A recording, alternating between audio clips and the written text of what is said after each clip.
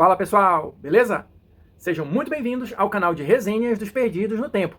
Hoje é dia da gente continuar aqui, de a gente avançar mais um pouco na nossa exploração das Chaves da Torre RPG, um cenário nacional de realismo mágico, abandono, esquecimento, publicado pela editora Caleidoscópio, nossa nova parceira aqui do canal. Então, se você curtiu o livro, se liga aí na descrição do vídeo que tem dica para pegar material com desconto, beleza? Quem está chegando agora, não entre em pânico, tem a nossa playlist aqui exclusiva das Chaves da Torre, com tudo que a gente já fez sobre o livro, tudo que a gente já falou e ainda vai falar, para você assistir com calma e depois seguir viagem junto com a gente. Quem tá ligado no movimento, tá inscrito já aqui no canal e tá acompanhando nossos vídeos conforme eles vão saindo, sabe que hoje a gente vai fechar a parte de criação dos personagens. Já falamos ao longo dos últimos vídeos dos 7 passos para a criação dos personagens, mas ficou faltando uma coisa extra, que é justamente falar do processo de progressão dos personagens. Como é que o personagem ganha pontinhos, ganha características novas, avança de nível ou alguma coisa nesse sentido. É isso que a gente vai ver a partir de agora. Então vamos lá, pessoal, para a gente começar aqui a nossa conversa sobre como funciona a progressão do personagem aqui nas Chaves da Torre, eu vou ler esse trechinho inicial aqui do livro, olha só. A criação do personagem estabelece um protagonista em seu plano inicial de descoberta do mundo fantástico ao redor da torre. Quanto mais ele se embrenhar nas memórias perdidas, descobrir verdades sobre as conspirações da humanidade, combater pesadelos e corromper-se com magia, mais se desenvolverá, tanto na história narrada quanto nas regras do jogo. Para isso, o narrador estabelece pontos de interesse de uma história, marcos que, ao serem alcançados, concedem recompensas aos protagonistas, na forma de um aprimoramento. Então aqui as primeiras informações que a gente tem são as seguintes. A gente não vai ter aqueles pontinhos de experiência como existem em outros jogos de RPG, tá? Aqui, a experiência, na verdade, ela vai ser através desses chamados aqui pontos de aprimoramento. E como é que você vai conseguir ganhar esses pontos? Você vai precisar atingir os tais pontos de interesse aqui, os marcos que o narrador vai estabelecer. A gente vai exemplificar isso um pouquinho mais na frente do vídeo, tá? Mas só guarda essa ideia inicial. Na verdade, o avanço de nível, né, vamos chamar assim, porque o Chaves da Torre não usa essa nomenclatura de níveis, né? Os aprimoramentos, acho que seria melhor, vão sendo atingidos conforme os personagens vão realizando todas essas tarefas aqui que eu descrevi, ou seja, vão avançando na história e vão de fato se desenvolvendo, né? Tanto em termos narrativos, né, quanto em termos de sistema. Mas uma coisa está atrelada à outra. Para que eu ganhe um aprimoramento, eu preciso realizar coisas ali dentro da narrativa que me permitam atingir esse ponto de interesse, esse marco.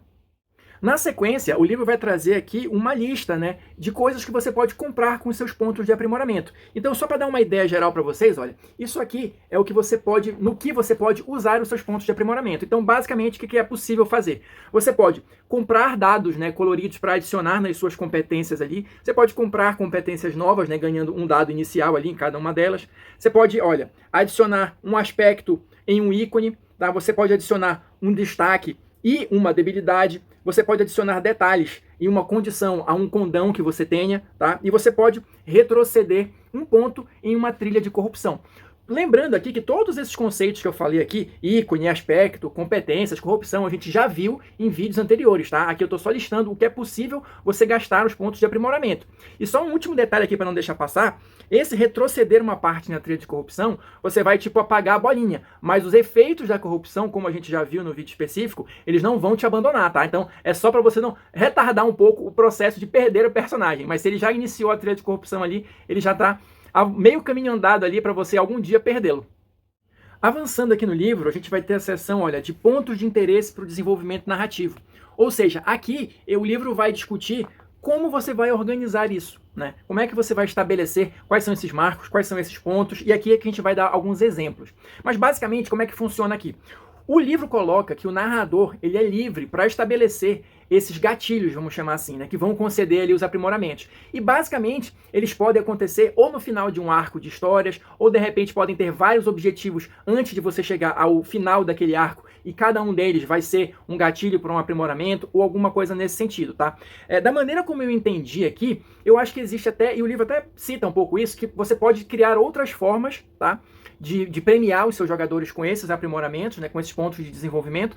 E também eles não precisam necessariamente, aqui já é uma opinião minha, estar atrelados ao que você pensou para o desenvolvimento da história. O que eu quero dizer é o seguinte, você estabeleceu que naquele arco vão ter X gatilhos, mas se o personagem, por vontade própria, cria uma outra situação ali que é interessante, que se adequa aqui nesses princípios dos pontos de interesse, ou mesmo que ela não esteja explicitamente aqui descrita, faz sentido que aquela ação desencadeada pelo personagem renda a ele algum tipo de premiação, eu acho interessante que você faça isso. O livro ele até fala alguma coisa um pouquinho mais adiante, eu vou ler para vocês, que me levou a essa conclusão. Mas para a gente seguir a sequência do que está aqui no livro, eu vou dar alguns exemplos para vocês e aí a gente comenta um pouquinho mais, tá? Então, nessa sessão, olha só, o livro vai trazer alguns exemplos aqui desses pontos de interesse, tá? Então, eu acho que pela leitura vocês vão perceber que alguns podem ser um objetivo de uma sessão ou de um arco, e outros podem ser coisas que vão acontecer ali espontaneamente na história, de acordo com as ações de cada um dos personagens, de cada um dos protagonistas. Quer ver? Olha só, alguns exemplos aqui.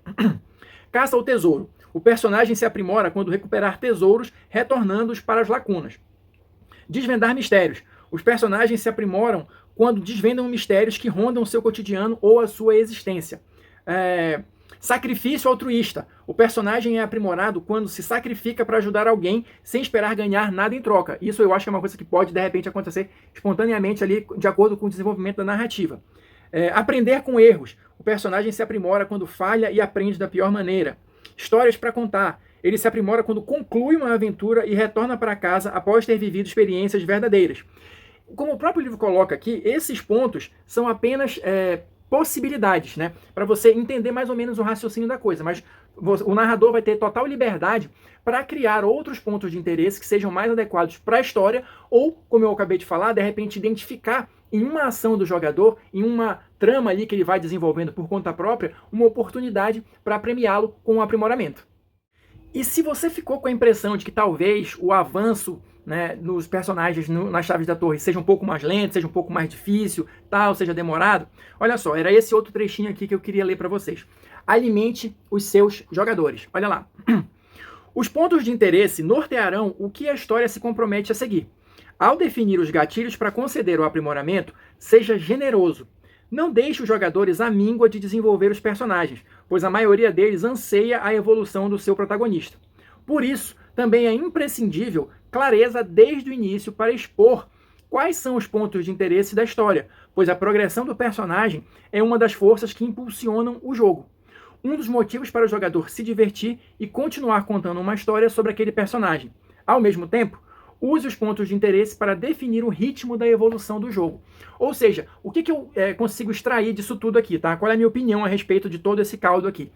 É como eu falei, eu acho que você pode ter os pontos principais ali daquela história, tá? Que você até, como o livro sugere aqui, pode dividir com os jogadores, né? O objetivo da história é esse, vamos dizer assim. Claro, de uma maneira que não vá dar spoilers ali, que não vai entregar todo o ouro, mas para eles saberem mais ou menos qual é a missão que eles têm que cumprir, e isso automaticamente vai render a eles um aprimoramento, caso eles sejam bem-sucedidos, mas nada impede, como eu falei, que durante o jogo, durante o desenvolvimento das sessões, você, narrador, vai identificando essas outras situações que sejam capazes de premiar os jogadores com aprimoramentos. Aqui eu acho que entra um ponto importante, que acho que até a gente comentou ao longo da série toda, né? De você construir um personagem com um certo grau de complexidade, de coisas a serem exploradas, justamente para que você tenha ali um substrato para extrair essas situações. Porque se eu faço aquele personagem basicão lá, tá, não tenho nada, não tenho ninguém, não me importo com nada, o que você vai explorar, né, em termos, né, de desenvolvimento pessoal do seu protagonista para lhe render algum aprimoramento? Nada. Então aí é importante aquilo que a gente comentou também no vídeo anterior, das correntes de relacionamento, do que é importante para o seu personagem, as memórias dele, né, que também são um ponto importante do jogo, estarem bem desenvolvidas ali nos parâmetros que o jogo pede, justamente para que você tenha algo a ser explorado para lhe conceder pontos de aprimoramento. Lembra, aqui, claro, está tudo relacionado com a narrativa. Você precisa criar as situações ali, vivenciar as situações dentro da narrativa para que elas lhe concedam o aprimoramento. Não é simplesmente o matar, pilhar e destruir que vai te dar XP aqui. Não, são as suas ações, mas elas são um pouquinho mais complexas do que isso nas Chaves da Torre. E só para a gente já ir encaminhando para o final desse vídeo, essa sessão ela vai encerrar com um tópico aqui que fala de recompensas além do aprimoramento. Claro, isso aí também é algo que existe em todos os jogos, ou basicamente todos os jogos, mas às vezes a gente que está ali jogando não se dá muita conta disso. Nem toda recompensa precisa ser necessariamente pontos de aprimoramento, como diz aqui no Chaves da Torre, ou XP, ou alguma coisa assim. Não, o livro aqui ele vai te dar outras ideias que podem ser interessantes, de acordo com a narrativa, para você premiar os seus jogadores sem necessariamente dar pontos de aprimoramento. O que eu quero dizer com isso? Uma recompensa interessante para eles, dependendo da situação, pode ser um aliado novo, pode ser um presente específico ali, né, um daqueles itens que existem aqui no mundo das Chaves da Torre, um berlock ou alguma coisa assim. Pode ser que o personagem conseguiu um prestígio maior, alcançou um prestígio maior dentro daquela comunidade onde ele vive, que ele alcançou fama, isso vai render favores para ele, ou alguma coisa nesse sentido. Existem diversas outras formas de você premiar, de você recompensar os jogadores, que não sejam exclusivamente os pontos de aprimoramento que vão conceder a eles estatísticas lá na fichinha. Não, seja criativo, crie um ambiente interessante de jogo ali, de ser explorado, um ambiente que seja vivo, vamos colocar assim, né, o mais vivo possível, que justamente seja interessante e atraia eles para jogar e fazer novas relações, criar novas relações ali com o cenário, e não simplesmente interagir com o cenário em troca de pontos de aprimoramento. E com isso, pessoal, a gente encerra aqui essa parte esse processo de criação dos personagens, né, dos protagonistas aqui nas Chaves da Torre.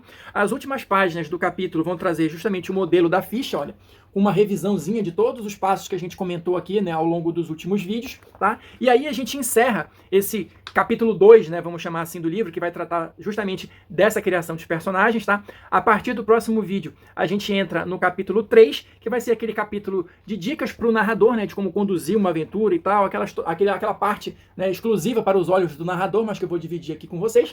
Então, quem quiser continuar com a gente, já se inscreve aí no canal, ativa o sininho. Quem assistiu até agora, muito obrigado. Deixa aí o seu like, seu comentário para a gente continuar trocando ideias e a gente se encontra na próxima resenha.